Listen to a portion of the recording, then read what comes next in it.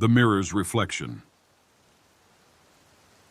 The flea market was a sprawling maze of forgotten treasures, a place where time seemed to stand still. Stalls lined the narrow pathways, each one overflowing with trinkets, antiques, and relics from bygone eras. Clara had always been drawn to such places. She loved the idea of uncovering hidden stories, of breathing new life into objects that had been cast aside. That Saturday morning, as she wandered through the market, something caught her eye: a tall, ornate mirror with a frame of intricately carved wood. The glass was slightly tarnished, but it had an undeniable allure. The vendor, an elderly man with a weathered face and piercing eyes, noticed her interest. "That mirror has a history," he said, his voice low and gravelly.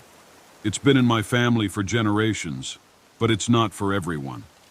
Clara raised an eyebrow, intrigued. "What do you mean?" The man hesitated, as if weighing his words carefully. "Let's just say it has a way of reflecting more than just your appearance." Clara chuckled, assuming it was just a sales pitch. "I'll take it," she said, handing over the cash without a second thought. The man's expression darkened, but he said nothing as he wrapped the mirror in old newspapers and helped her load it into her car. The mirror fit perfectly in Clara's living room, its antique frame adding a touch of elegance to the otherwise modern decor. She spent the first few days admiring it, running her fingers over the intricate carvings of vines and flowers. The craftsmanship was exquisite, and she couldn't help but wonder about the hands that had carved it so many years ago. But as the days turned into weeks, she began to notice something strange. It started with small things. She would glance at the mirror and swear her reflection was a fraction of a second behind her movements. At first, she dismissed it as a trick of the light or her imagination. But the delays grew longer, more pronounced. Her reflection would blink after she did, smile a moment too late, or turn its head just as she looked away. Clara tried to rationalize it. Maybe the mirror's glass was warped, or perhaps it was some kind of optical illusion. But deep down, she knew it was more than that. The reflection didn't just mimic her. It seemed to have a mind of its own. One night, Clara woke up to the sound of faint tapping. She sat up in bed, her heart racing, and looked around the dark room. The tapping came again, louder this time, and she realized it was coming from the living room. She grabbed the baseball bat she kept by her bed and crept down the hallway, her breath shallow. The living room was bathed in moonlight, the mirror glowing faintly in the corner. Clara froze when she saw it. Her reflection was standing there, staring back at her with a sly smile. But Clara wasn't smiling. She wasn't even standing. The reflection raised a hand and tapped on the glass, the sound echoing through the room. Clara's grip tightened on the bat as she took a step closer. "This isn't real," she whispered to herself. "It's just a dream." But the reflection's smile widened, and it shook its head slowly as if to say, "Oh, but it is." Clara stumbled backward, dropping the bat as she fled to her bedroom. She locked the door and spent the rest of the night huddled under the covers, her mind racing. By morning, she had convinced herself it was just a nightmare. But the memory of that smile lingered, haunting her every time she passed the mirror. Over the next few weeks, Clara's life began to unravel. The reflection grew bolder, its movements more independent. It would wave at her when she wasn't waving, or mimic actions she hadn't even done yet. Sometimes she would catch it staring at her with an intensity that made her skin crawl. She tried to get rid of the mirror, but every time she attempted to move it, it felt impossibly heavy, as if it were rooted to the spot. She even considered smashing it, but something stopped her, a deep, irrational fear of what might happen if she did.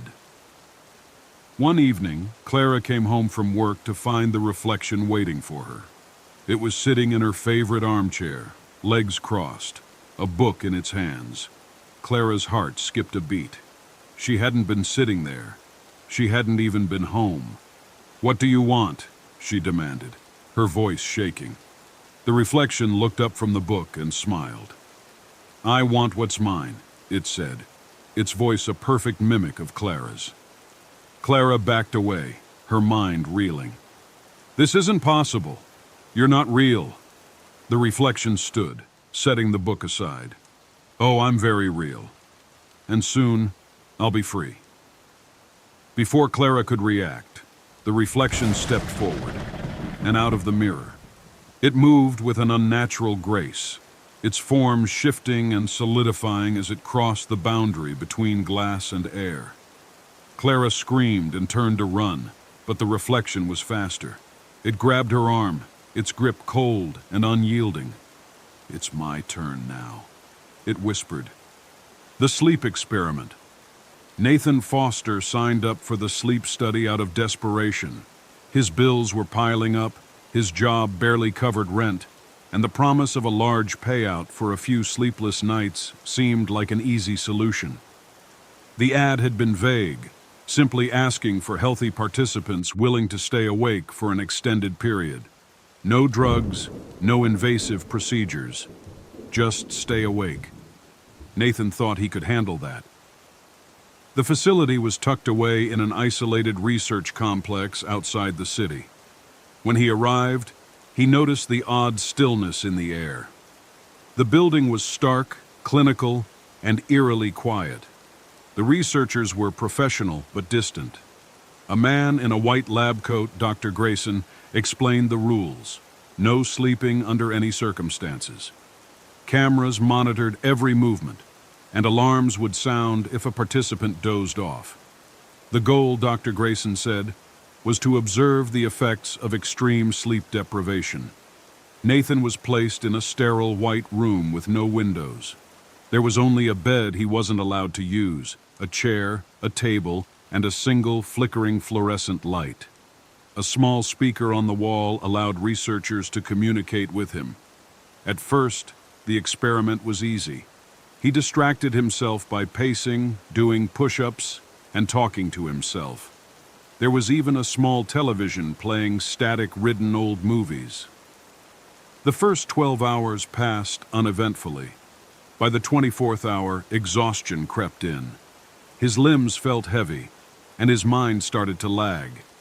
He asked for coffee, but the researchers denied him. "You must experience pure deprivation," Dr. Grayson reminded him over the speaker. Nathan fought the urge to sleep, shaking his head violently and splashing cold water on his face from the small sink in the corner. By the second day, the hallucinations began. At first they were minor, little flickers at the edge of his vision, shadows darting across the walls.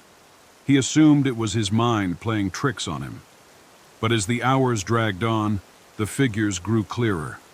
He saw them standing in the corners of the room, shifting, watching. They had no faces, just black voids where eyes should be. Nathan tried to dismiss them, but every time he blinked, they got closer. He reported them to the researchers, expecting them to reassure him, but they merely noted his observations. "A common symptom of sleep deprivation," Dr. Grayson said. His voice was too calm, too rehearsed. Nathan began to suspect something was off. By the third day, reality blurred. The shadows were no longer confined to the corners. They whispered to him in voices just below the threshold of understanding. They twisted in unnatural ways, elongated limbs reaching toward him. Every muscle in his body ached. His skin felt too tight, and his thoughts jumbled together in a tangled mess of paranoia and fear. The researchers wouldn't let him leave.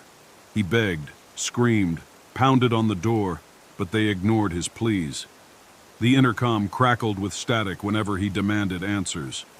"You must continue," they insisted. "You're almost ready." Ready for what? He didn't know.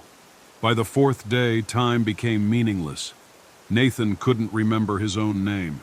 The shadows had grown stronger, more solid. They circled him, their whispers now clear. "Let us in," they murmured. "We are waiting."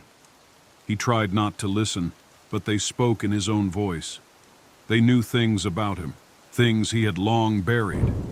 Childhood fears, dark thoughts, regrets. His mother's face appeared in the shadows, her eyes hollow, her mouth stretched in a silent scream. His hands trembled. He couldn't tell what was real anymore. The walls seemed to breathe. The light overhead flickered erratically. The intercom crackled again, but this time, it wasn't Dr. Grayson's voice. It was something else. Low, inhuman. Almost complete, it rasped. Nathan clawed at the walls, desperate to escape.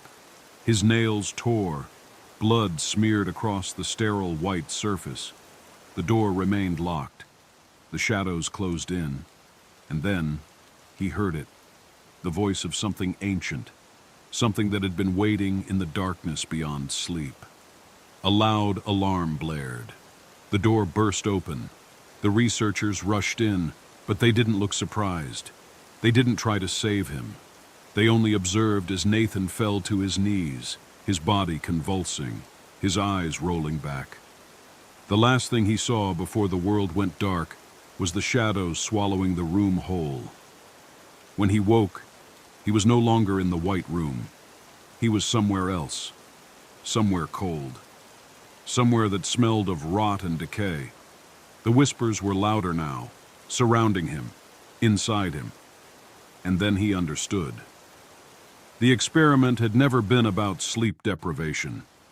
It had been about breaking the barriers between worlds. And now, something had crossed over. Something was inside him. Nathan screamed. But in the observation room, Dr. Grayson only smiled and took notes. The midnight train. The station was nearly empty when Eleanor stepped onto the platform. The air carried the stale scent of old newspapers, damp concrete, and something metallic, something she couldn't quite place. The dim fluorescent lights above flickered intermittently, casting long, eerie shadows on the walls. She pulled her coat tighter around herself and checked the time on her watch, 11:47 p.m. The last train of the night was due any moment. Eleanor sighed, shifting her bag on her shoulder. She hated working late shifts, hated coming home at ungodly hours when the streets were quiet and too empty. Something about an abandoned city unsettled her, as though she had slipped into a world that wasn't meant for the living. A gust of wind swept through the station, cold and biting. Somewhere in the distance, a rat scurried between the tracks, its tiny claws scraping against the concrete. Eleanor tapped her foot impatiently. Then, she heard it, the low, distant rumble of an approaching train. She exhaled in relief as the headlights cut through the tunnel's darkness, illuminating the tracks with an unnatural brightness. The train groaned as it slowed, its steel wheels screeching against the rails before it came to a stop. The doors slid open with a soft hiss. Eleanor stepped inside. The carriage was empty. She glanced around, expecting at least one or two late-night commuters, but the seats were unoccupied. The usual hum of conversation was absent, leaving only the quiet, rhythmic clatter of the train's machinery. She hesitated before taking a seat by the window, setting her bag beside her. The doors slid shut. The train lurched forward, and the station lights disappeared behind her as it slipped into the tunnel. Eleanor sighed, resting her head against the glass. The city blurred past, a streak of orange and white lights. She closed her eyes for a moment, exhaustion weighing down on her. The gentle sway of the train was oddly comforting, lulling her into a near dreamlike state. Then, a voice shattered the silence. "Long night?" Eleanor's eyes snapped open. She turned her head slowly, her heart hammering. Across the aisle, a man sat with his hands folded neatly in his lap. She hadn't noticed him before. He wore an old-fashioned suit, the kind men might have worn in the 1940s. Dark, neatly pressed, with a pocket watch chain glinting against his vest. His face was pale, almost unnaturally so, with deep-set eyes that held an intensity Eleanor couldn't quite place. "Sorry," she said, forcing a small, polite smile. "Didn't see you there." The man returned her smile, though it didn't quite reach his eyes. "I get that a lot," he murmured. Eleanor nodded, trying to shake the unease creeping up her spine. She turned her gaze back to the window, watching as the city lights began to thin. The usual stops should have passed by now: Main Street, Eastwood, and then her own. But as she peered outside, something felt off. The city had disappeared. Instead of familiar streets and towering buildings, an endless expanse of darkness stretched beyond the tracks. No streetlights, no houses, just a void of inky black. A cold dread settled in her stomach. "Excuse me," she said, glancing toward the man. "Do you know when the next stop is?" He tilted his head slightly, as if considering his response. "Soon," he said, his voice calm. Eleanor frowned. "I don't recognize this route. I take this train every night." The man's smile widened. "I know." A chill crawled up Eleanor's spine. The train continued its journey through the darkness, the rhythmic clatter of the wheels the only sound between them. Eleanor tried to steady her breathing, forcing herself to think rationally. Maybe she had fallen asleep. Maybe this was a dream. But then the train began to slow. A station came into view. The platform was barren, stretching into nothingness. The sign above it was rusted, the letters barely legible. Eleanor squinted. The name was wrong. It wasn't her stop. In fact, she had never seen it before. The doors slid open.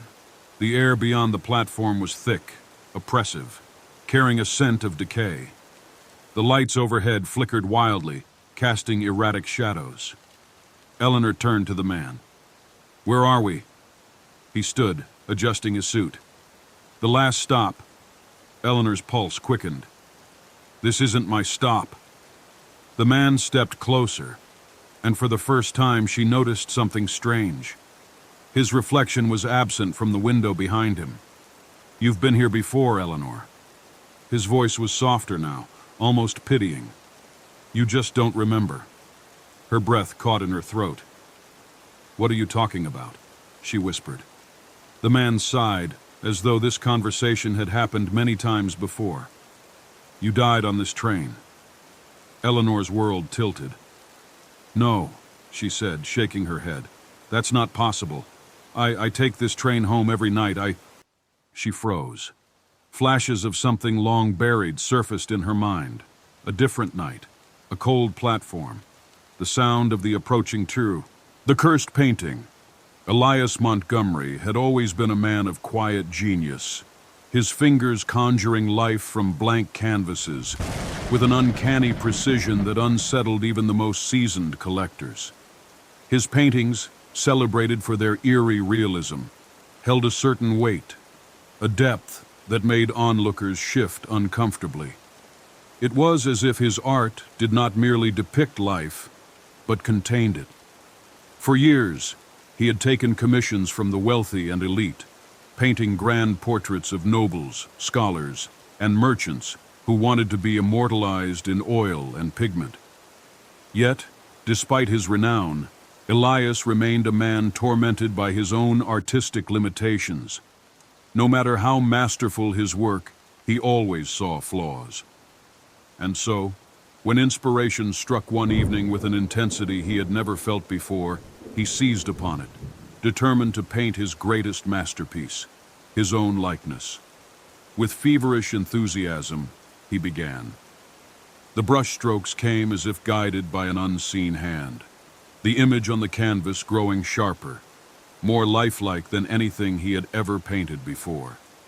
He worked for hours without pause, forgetting food, sleep, even time itself. The candle wax pooled at the base of the holder, the light flickering against the wet sheen of oil paint. And as the final details took shape, the hollows of his cheeks, the piercing green of his eyes.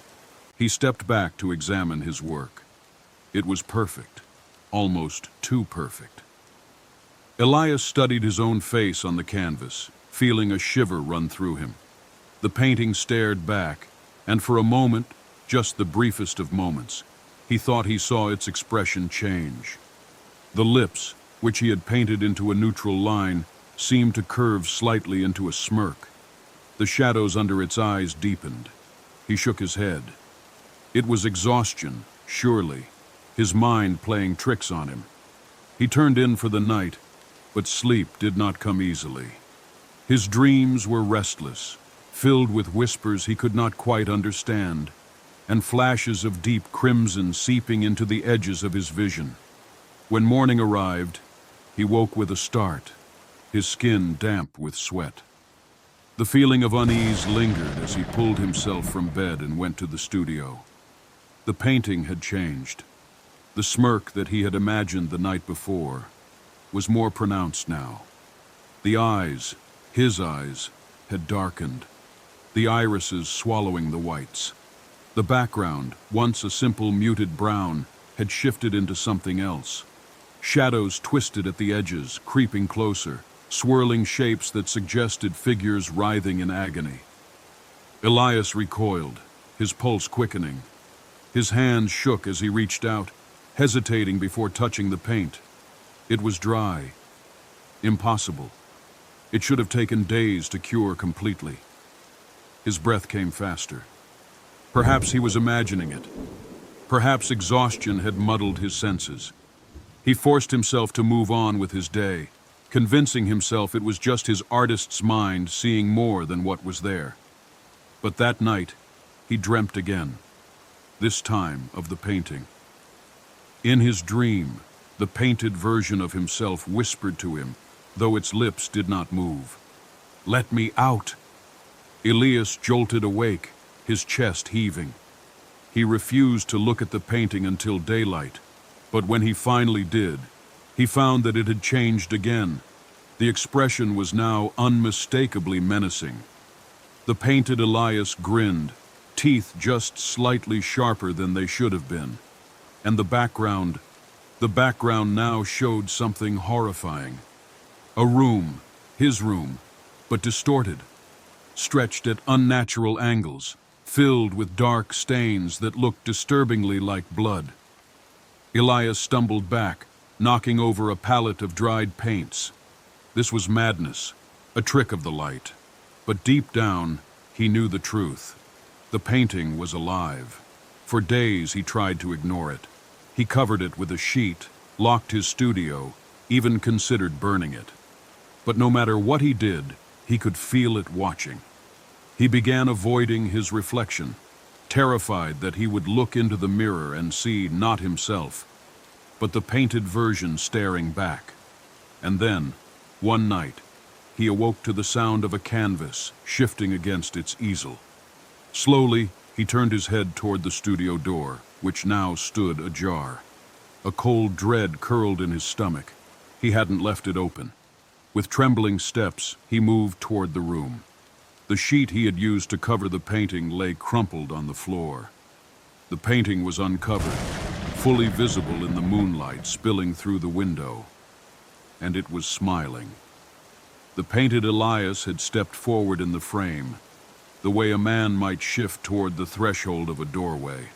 The background behind it now depicted something Elias had never painted before, a void of swirling darkness, tendrils stretching outward. And then it spoke. "Come closer." Elias staggered back, his heart hammering. He turned to run, but his feet wouldn't move. The shadows in the room stretched unnaturally, pooling around him. The air grew thick, heavy, suffocating. The painting's grin widened. It's time. A force he could not see. The whispering walls. The house on Elmwood Street had been abandoned for decades. Its peeling paint, cracked windows, and overgrown yard made it the eyesore of the neighborhood. But to Emma and Daniel, it was a dream come true. The couple had been searching for an affordable home for months. And when they saw the price tag on the old Victorian house, they couldn't resist. The real estate agent had warned them about the house's history, but they brushed it off. After all, every old house had its quirks. The first night in the house was uneventful. The couple spent the day unpacking and cleaning, too exhausted to notice anything unusual. But as the sun set and the house grew dark, Emma began to feel uneasy. The air felt heavy, as if the walls were pressing in on her. She chalked it up to fatigue and went to bed early, leaving Daniel to finish organizing the living room.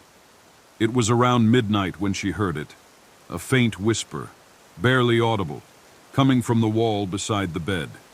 She sat up, her heart pounding, and shook Daniel awake. "Do you hear that?" she asked, her voice trembling. Daniel listened for a moment, then shrugged. "It's probably just the wind," he said, rolling over and falling back asleep. Emma lay awake for hours, staring at the wall, until exhaustion finally claimed her. The next morning, Emma tried to convince herself it had been her imagination. But as the days passed, the whispers grew louder. They were no longer confined to the bedroom. They echoed through the halls, the kitchen, even the bathroom. Daniel still couldn't hear them, but Emma was certain she wasn't imagining things. The whispers were real, and they were getting harder to ignore. One night, unable to sleep, Emma decided to investigate. She grabbed a flashlight and followed the sound to the basement. The door creaked as she opened it, revealing a steep staircase leading into darkness. The whispers grew louder as she descended, urging her forward. At the bottom of the stairs, she found a small hidden door behind a stack of old boxes. Her hands shook as she turned the rusted knob and pushed it open. Inside was a room she hadn't noticed before. The walls were covered in strange symbols, and the air was thick with the scent of decay. In the center of the room was an old, dusty book. Emma picked it up, her fingers brushing against the cracked leather cover. As she flipped through the pages, she realized it was a journal, belonging to the previous occupants of the house. The entries were chilling. The family had been plagued by the same whispers Emma was hearing. They had tried everything to make them stop. Prayers, rituals, even exorcisms, but nothing worked. The final entry was written in a shaky hand. "They're inside the walls. They want our bodies. We can't hold them off much longer." Emma's blood ran cold.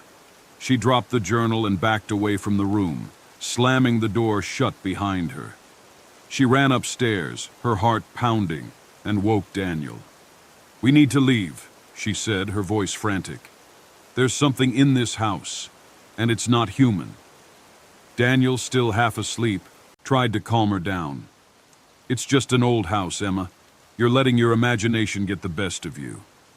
But Emma wasn't convinced.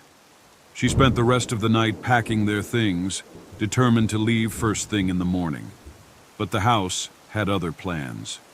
As the sun rose, Emma and Daniel loaded their car with their belongings. But as they tried to leave, the car wouldn't start.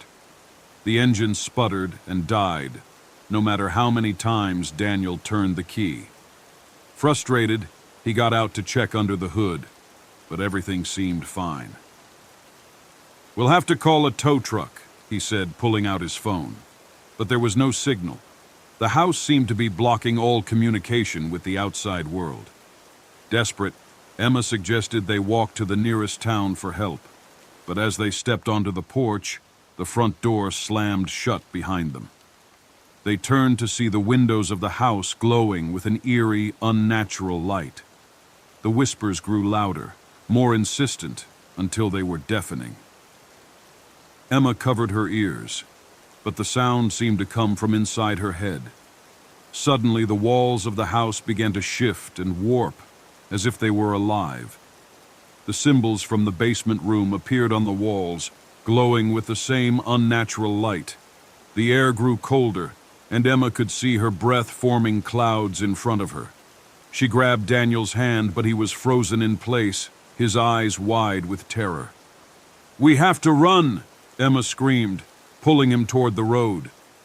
But before they could take a single step, the ground beneath them began to crack and split. The whispers turned into screams, and the walls of the house seemed to reach out for them, pulling them back inside. Emma woke up in the bedroom, the whispers quieter now but still present. Daniel was beside her, his eyes closed, his breathing shallow. She shook him, but he didn't wake up. The stranger in the back seat. The rain was coming down in sheets, turning the city streets into a blur of neon lights and slick pavement. Alex had been driving for hours, the monotony of the night broken only by the occasional ping of the rideshare app. Business was slow, and the weather wasn't helping. Most people were staying indoors, curled up with a book or a movie, not braving the storm for a night out. But Alex needed the money. Rent was due in a week, and tips had been scarce lately. The app pinged again, and Alex glanced at the screen. A new request popped up, a pickup just a few blocks away. The destination was across town, a good 20-minute drive in this weather. Alex accepted the ride without hesitation, turning the car toward the pickup location. The address led to a dimly lit street lined with old brick buildings. The rain made it hard to see, but Alex spotted the figure standing under a flickering street lamp. The passenger was tall and thin, wearing a dark coat with the collar turned up against the rain. A wide-brimmed hat obscured their face, casting it in shadow. Alex pulled up to the curb and rolled down the window. "Hey, are you my ride?" the passenger asked, their voice low and raspy. "Yeah, hop in," Alex replied, trying to sound cheerful despite the eerie vibe the passenger was giving off. The passenger opened the back door and slid into the seat, their movements slow and deliberate. Alex glanced in the rearview mirror, but the passenger's face was still hidden in shadow. The app hadn't given a name, just a generic rider label.